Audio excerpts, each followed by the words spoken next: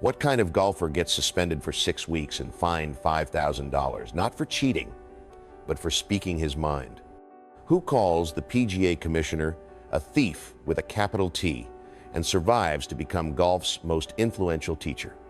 Who fails qualifying school 16 times, lives in a plywood box, then teaches Seve Ballesteros? Who changes his name to kill his past, smashes 16 baseball bats in a midnight ritual, and builds a teaching empire so secretive that students protect his methods like classified intelligence? His name is Mac O'Grady, and the PGA Tour has never stopped fearing what he represents.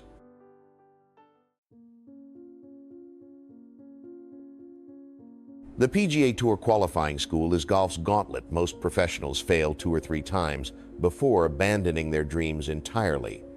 Between 1971 and 1982, one man endured it 17 times, 11 years of rejection. 11 years riding Greyhound buses across America between attempts, sleeping wherever he could find space. His 16th attempt in 1981 should have been the breakthrough. He led the field after 36 holes. Then catastrophe struck. He shot 80 in the 3rd round, 80 again in the 4th. A history-making collapse that became legend for all the wrong reasons. At his lowest point in 1977, he lived in a plywood box measuring 10 feet by 4 feet by 5 feet, mounted on a garage wall. Inside, a bicycle, a battery-powered lamp, and books. He read Khalil Gibran, wrote poetry. One line survives: "Forever is a friend who comforts the heart full of woes." He studied Homer Kelly's The Golfing Machine until he knew every sentence by heart. He also worked at Westwood Cemetery, where Marilyn Monroe rests. He and a coworker threw footballs between gravestones. They called one pass pattern "slant toward Marilyn." This wasn't obsession. This was survival. His father beat him bloody. His mother died when he was 16. Golf became his escape. Each qualifying school failure a death, each new attempt a resurrection. The question wasn't whether he would break. It was how many times he could die and return.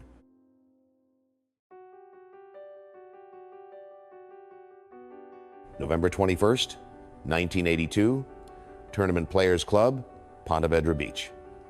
After 17 attempts, Phil Maglino finally finished tied for 4th at qualifying school. He earned $6,000 and a PGA Tour card. A friend who also qualified that day invited him to celebrate with drinks. Maglino declined. "I have something to do." That night, he carried 16 baseball bats onto the course. On each bat, written in magic marker, was a date and location every one of his 16 qualifying school failures. He found a tree. Then he swung each bat full force into the trunk until all 16 shattered into pieces. In his journal that evening, he wrote, "A philosopher once stated, 'Your happiness in life is measured by how deep sorrow has cut within you.' At this moment, we are the happiest people in the universe. God bless those who move mountains." But the death ritual had begun 4 years earlier. In 1978, he legally changed his name from Phil Maglino to Mac O'Grady. O'Grady was his mother's maiden name. He declared to friends, "Philip Maglino is dead." Years later, when his twin sister told him their father was dying, Mac laughed. The name change wasn't publicity. It was psychological survival. Kill the abused child, become the warrior. The bat ceremony made it physical.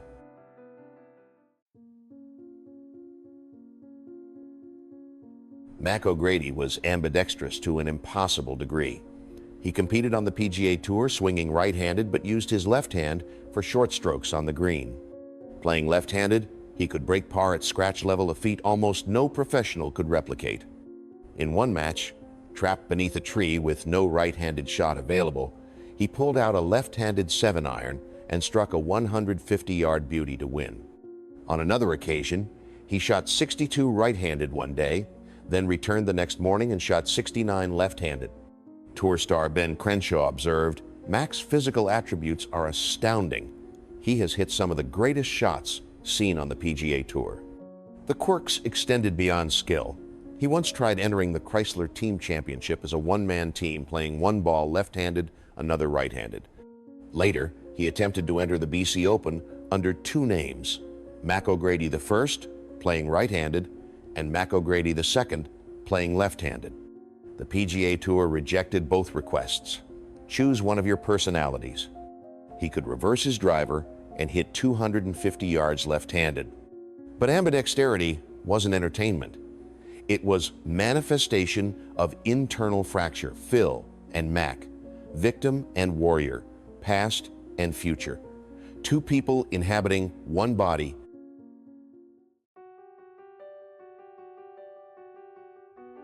July 1986. Mac O'Grady was 35 years old, 4 years into his PGA Tour career, still without a victory.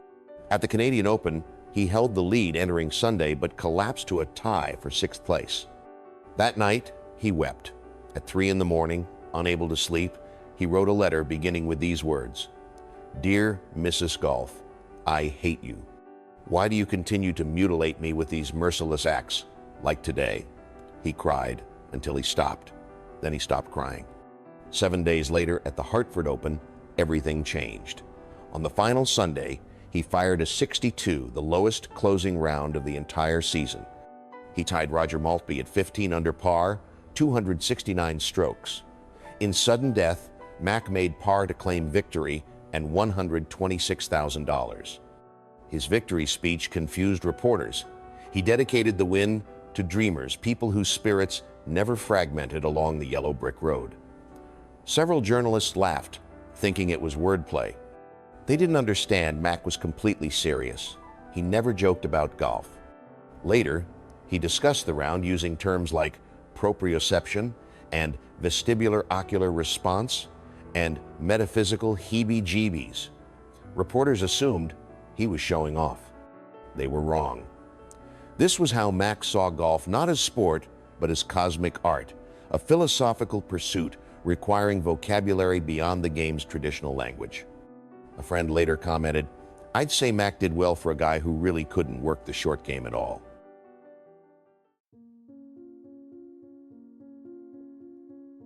Mac O'Grady didn't just win tournaments.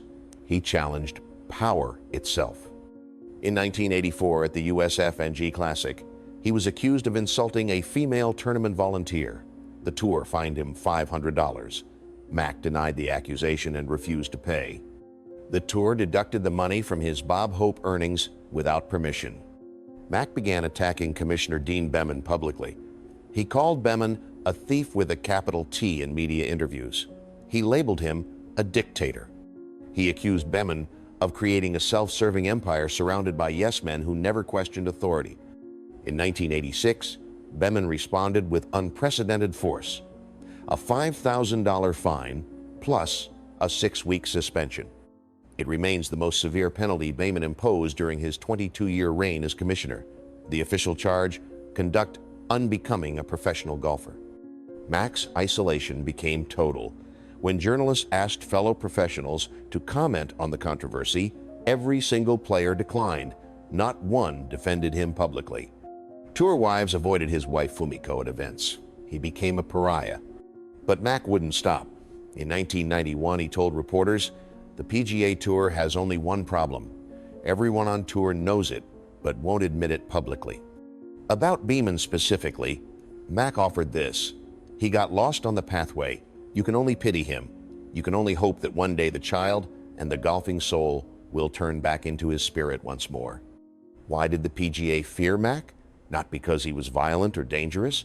They feared him because he spoke truth when everyone else stayed silent, because he didn't need the system's approval to survive, because he proved success was possible outside establishment rules, because if others followed his example, the entire hierarchical structure would collapse, because Mac could not be bought or controlled.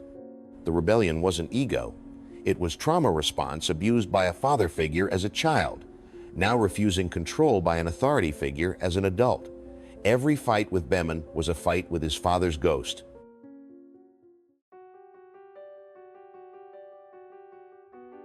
January 1987, La Costa Country Club. The Tournament of Champions, only the previous season's winners could compete. Mac entered Sunday leading Ric Flair by 1 stroke with Greg Norman and John Mahaffey 2 strokes behind. Then the Demons arrived. On the 9th hole, he missed from 3 feet. On the 10th, he 3-stroked from 8 feet away. On the 12th, another 3-stroke sequence from 14 feet. Suddenly he was tied with Mark Calcavecchia, holding just a single-stroke advantage over Norman and Fair. Mac described the collapse to reporters afterward. "I thought if I touched the ball, it would explode like a grenade. The demons come out. You have got both feet in the grave." He continued, "Fear is just rampaging through your imagination. My conscious mind was hemorrhaging." Sports Illustrated later called it an exposed nerve brand of commentary punctuated by polysyllabic, pulsating metaphors of psychic carnage. But on the 14th hole, Mac rammed home a 48-footer. The momentum shifted. He parred the final holes and won by a single stroke. After signing his scorecard, he embraced his wife, the woman who had saved his life years earlier. His philosophy about golf emerged clearly. Golf is like a sword. One moment it's crowning you king, the next moment it's lacerating you. Years later, Mac funded a $30,000 UCLA study on the yips, the neurological condition causing involuntary muscle spasms during short strokes. The study, published in the journal Neurology, linked the condition to advancing age, obsessional thinking, and years of playing golf. Mac was studying the disease he was suffering.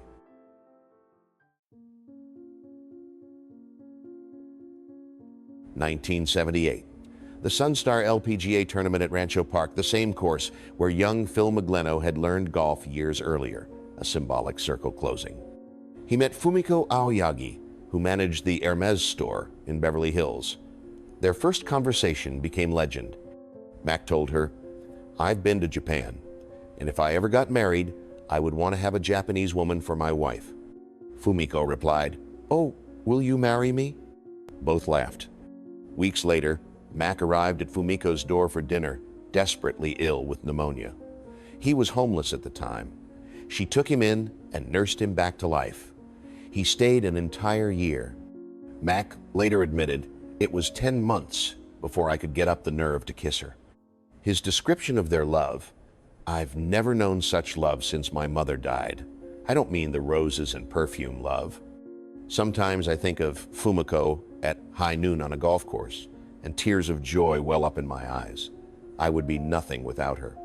Fumiko's family kept a traditional Daruma doll with only one eye painted, symbolizing an unfulfilled dream. 4 years later, after his 17th attempt, Mac finally earned his tour card. The Aoyagi family painted the second eye. Daily, Fumiko shaved Mac each morning. She screened every phone call, protecting him completely. In 1992, Fumiko was diagnosed with breast cancer. Mac became frantic. When she recovered, friends said he had never been more joyous. Fumiko replaced the mother Mac lost at 16. 2 traumas healed by one person.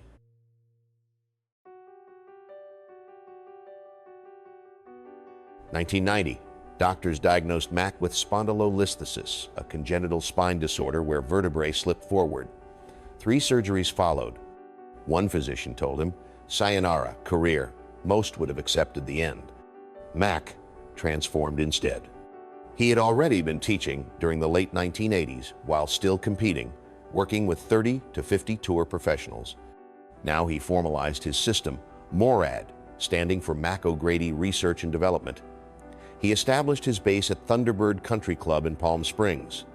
His students included Chip Beck, Dan Forsman, Tom Pertzer, Steve Elkington, Jody Mudd, and even Seve Ballesteros.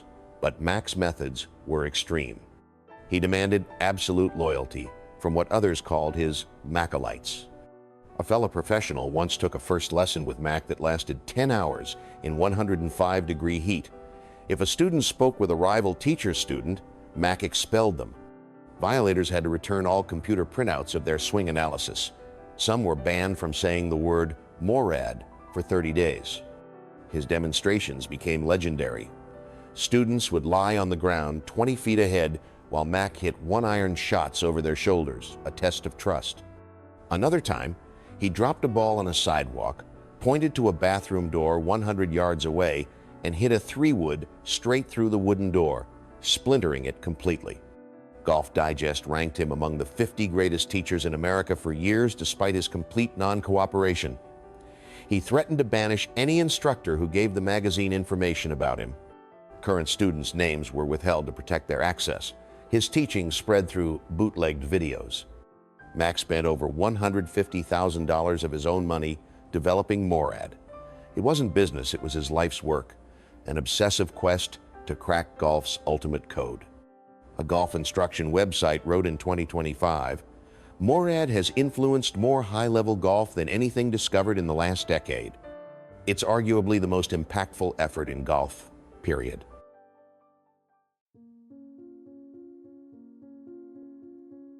Golf Digest writer Kevin Cook described Mac this way. He's still referred to on our staff as the Great White Whale, an obsession that we chase but are unlikely to attain. Years later, Cook updated the comparison. O'Grady remains a cross between the Ben Hogan and Bobby Fischer of golf teachers, an apparition still sought by gurus and students of the game. By the 2020s, Mac divided his time between Palm Springs and Japan. Golf Digest stopped ranking him because they couldn't verify whether he still taught. He made occasional mysterious appearances. In 2010, at age 59, he finished 5th at the Australian Senior Open, using vintage equipment, persimmon woods, and Hogan Apex irons, competing against players using modern technology. Tour professional Mike Nicolette once observed, "Anytime you talk to him, you'll hear 3 words you've never heard before." After Golf Digest published a major profile in 1998, Max sent a letter to the editor. "The system cannibalized me over a decade ago. There's no more flesh to eat. A fossilized carcass is all that remains. Don't they realize I'm ancient history? My bones and career petrified long ago. DNA too, but never my spirit." DNA, petrified, spirit alive, the perfect summary of Mac O'Grady.